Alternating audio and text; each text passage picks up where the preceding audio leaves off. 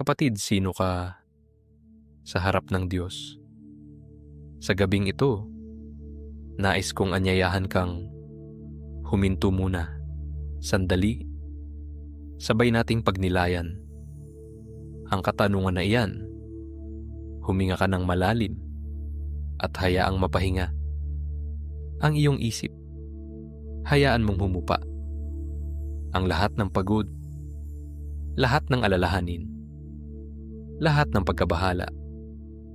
Marahil ay dumaan ka sa isang mahirap na araw. Marahil ay may mga salitang gusto mong bawiin, mga pagkakataong nais mong ulitin, o mga desisyong sana ay iba ang iyong naging pagpili. Ngunit sa mga sandaling ito, nais kong ipaalala sa iyo ang isang napakahalagang katotohanan. Hindi ka nakikita ng Diyos sa paraan ng pagtingin ng tao, at hindi ka rin niya nakikita sa paraan ng pagtingin mo sa iyong sarili. Ang Diyos ay tumitingin ng mas malalim, mas mahabagin, mas puno ng pag-ibig, mas puno ng biyaya. Pakinggan mo ang sinasabi ng salita ng Diyos sa unang Samuel, Kabanata 16, talata 7. Ang tao ay tumitingin sa panlabas na anyo, ngunit si Yahweh ay tumitingin sa puso. Kaibigan, nakikita ng Diyos ang puso mo. Nakikita niya ang mga luha na hindi mo maipakita sa iba. Nakikita niya ang mga laban na tahimik mong kinakaharap. Nakikita niya ang mga panalangin mong hindi mo masabi ng malakas. At kahit nakikita niya ang lahat, mahal ka pa rin niya. Hindi nababawasan ang kanyang pagmamahal sa iyo. Hindi nagbabago ang kanyang pagtingin sa iyo. Hindi siya nagulat sa iyong mga kahinaan. Hindi siya nabigo sa iyo. Hindi siya nagpasya na talikuran ka. Sa halip, patuloy siyang lumalapit. Patuloy siyang yumayakap. Patuloy siyang nagmamahal. Bago pa man malikha ang mundo, kilala ka na niya. Sabi sa Efeso 1:4, bago pa nilikha ang sanlibutan, ay pinili na niya tayo sa pamamagitan ni Kristo upang maging banal at walang kapintasan sa kanyang harapan. Isipin mo iyon bago pa mabuo ang mga bundok, bago pa magkaroon ng mga bituin, bago pa nagsimulang umikot ang mundo. Iniisip ka na ng Diyos. Pinili ka na niya. Hindi dahil magiging perpekto ka. Hindi dahil hindi ka magkakamali. Hindi dahil lagi mong gagawin ang tama. Pinili ka niya dahil mahal ka niya. At ang pagmamahal na iyon ay hindi nakabatay sa iyong performance. Hindi nakabatay sa iyong tagumpay. Hindi nakabatay sa iyong pagkukulang. Ito ay nakabatay sa kanyang karakter, kung sino siya. Siya ay pag-ibig. Kaibigan, marahil ay may mga panahon na iniisip mong galit ang Diyos sa iyo. Marahil ay pakiramdam mo ay napagod na siya sa paulit-ulit mong pagkakamali. Ngunit pakinggan mo ito. Ang Diyos ay hindi galit sa iyo. Hindi siya nakaupo sa langit habang naghihintay ng pagkakataong parusahan ka. Hindi siya naghahanap ng dahilan upang itakwil ka. Ang Diyos ay maamo, mabait, mapagpasensya, at punong-puno ng habag. Sinasabi ng awit 103:13 kung paanong ang Ama ay nahahabag sa kanyang mga anak, gayon din si Yahweh sa mga may takot sa kanya. Tingnan mo kung paano ka nakikita ng Diyos. Hindi bilang isang kriminal na naghihintay ng sentensya, kundi bilang isang anak na mahal niya. Tulad ng isang mabuting ama, nais niyang makita kang lumalago. Nais niyang makita kang masaya. Nais niyang makita kang malaya. Nais niyang makita kang nagtatagumpay. Kapag nadadapa ka, hindi siya lumalayo. Lumalapit siya.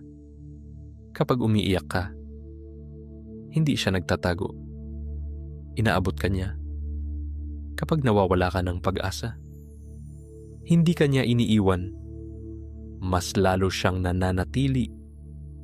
At higit sa lahat, hindi mo kailangang paghirapan ang kanyang kapatawaran dahil ito ay ipinagkaloob na bago mo pa man maisip ang iyong pagkakamali.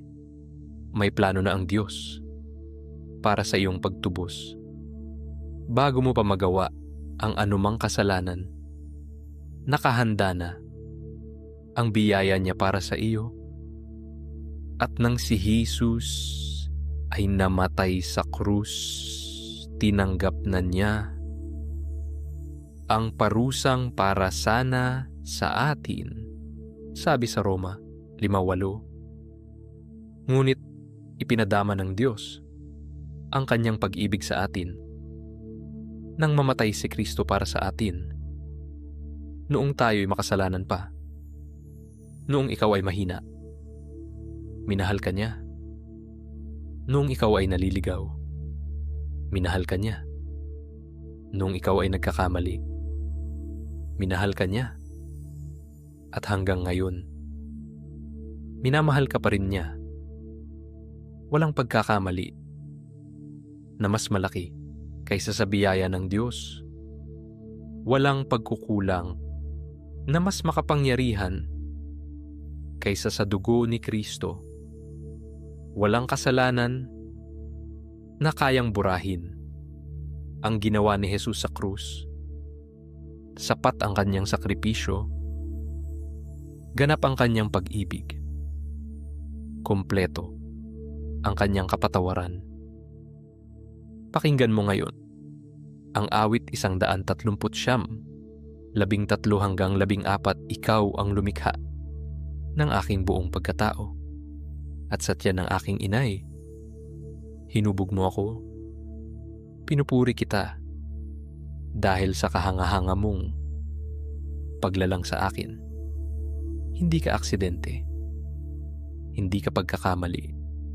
Hindi ka produkto lamang ng pagkakataon.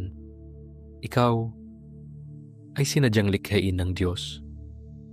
Bawat detalye ng iyong buhay, bawat bahagi ng iyong pagkatao, bawat pangarap, bawat talento, bawat katangian, alam niya, kilala niya, at mahal niya. Marahil ay may mga bagay sa sarili mo na hindi mo gusto. Ngunit ang Diyos ay tumitingin sa iyo ng may pagmamahal, may pagtanggap, may kagalakan, at may pag-asa. Sabi sa Lucas 12, talata 7, kahit ang mga buhok ninyo sa ulo ay bilang na lahat, kaya huwag kayong matakot. Higit kayong mahalaga kaysa maraming maya. Napakaganda ng katotohanan ito. Alam ng Diyos ang bawat detalye ng iyong buhay. At kung ganun ka niya kakilalang mabuti, mas lalo kang mahalaga sa kanyang paningin. At pakinggan mo ang napakagandang pangako sa Zephanias 3:17. Si Yahweh na iyong Diyos ay nasa kalagitnaan mo. Siya ay makapangyarihang tagapagligtas. Siya ay matutuwa sa iyo. Ipapadama niya sa iyo ang kanyang pag-ibig at magagalak siya sa iyo. Sa pamamagitan ng awit, isipin mo iyon Ang Diyos ay nagagalak sa iyo. Hindi ka lamang niya tinitiis. Hindi ka lamang niya pinapatawad.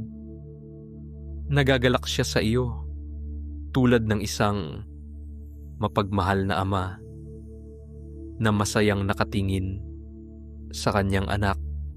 Ganoon kanya tinitingnan. At sabi pa, sa awit ni Solomon 4:7, napakaganda mo. Aking mahal, wala kang kapintasan. Sa pamamagitan ni Kristo, tinuturing ka ng Diyos bilang tinubos, pinatawad, nilinis, ginawang banal, tinanggap, at minamahal. Ngayon, hayaan mong ipanalangin kita. Ama naming nasa langit, dalangin ko ang bawat taong nakikinig ngayon, naway maranasan niya ang iyong yakap, naway maramdaman niya ang iyong kabutihan, naway maunawaan niya na hindi ka galit sa kanya, hindi ka naghihintay upang siya ay parusahan, hindi ka naghahanap ng dahilan upang siya ay itakwil, kundi ikaw ay isang ama na nagmamahal, nagpapatawad, at patuloy na yumayakap. Tulungan mo siyang makita ang kanyang sarili sa paraan ng iyong pagtingin sa kanya. Kapag nakikita niya ang kahinaan, ipakita mo ang iyong biyaya. Kapag nakikita niya ang pagkukulang, ipakita mo ang iyong pagmamahal. Kapag nakikita niya ang pagkakamali, ipakita mo ang iyong kapatawaran. Kapag nakikita niya ang kanyang nakaraan, ipakita mo ang kanyang kinabukasan. Paalalahanan mo siya ngayon na siya ay iyong anak, na siya ay pinili, na siya ay minamahal, na siya ay mahalaga, na siya ay hindi nag-iisa, na siya ay ligtas sa iyong mga kamay at na walang makapaghihiwalay sa kanya, sa iyong pag-ibig na nasa kay Kristo Jesus. Punuin mo ang kanyang puso ng kapayapaan. Punuin mo ang kanyang isip ng pag-asa. Punuin mo ang kanyang kaluluwa ng iyong presensya. At habang siya ay nagpapahinga ngayong gabi, naway marinig niya sa kanyang puso ang iyong tinig na nagsasabing, "Anak, mahal kita. Hindi kita iiwan. Hindi kita pababayaan. Ako ay kasama mo. Ako ay para sa iyo. Ikaw ay mahalaga. Sa aking paningin at sa mga sandaling ito, hayaan mong mapuno ang iyong puso ng kapayapaan. Hayaan mong mapuno ang iyong isip ng pag-asa. Hayaan mong maramdaman ang pagmamahal ng Diyos na hindi kailanman nagbabago, hindi kailanman nauubos, at hindi kailanman nabibigo. Kaibigan, kung pinagpala ka ng pagninilay na ito, inaanyayahan ka naming pindutin ang like button, mag-iwan ng komento, at ibahagi ang iyong prayer request.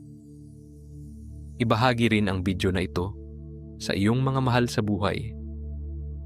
At huwag kalimutang mag-subscribe sa Panalangin Bago Matulog upang sama-sama tayong magpatuloy sa paglapit sa Diyos, sa Kanyang pag-ibig, sa Kanyang biyaya, at sa Kanyang walang hanggang kapayapaan.